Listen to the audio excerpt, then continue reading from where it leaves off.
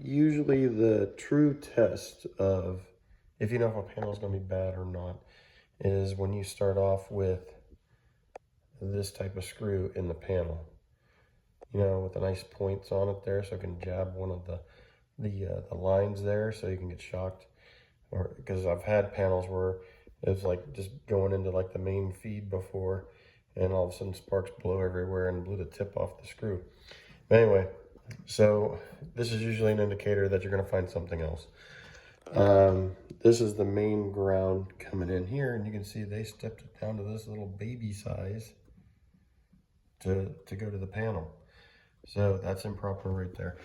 Also, they have aluminum wiring, which definitely needs to be checked out. It's only on this one breaker, but what they've also done is you have a double line right here, your red and your black, and they can go to two separate breakers, but they need to feed off of opposite sides of the bus bars so that you don't overload the neutral.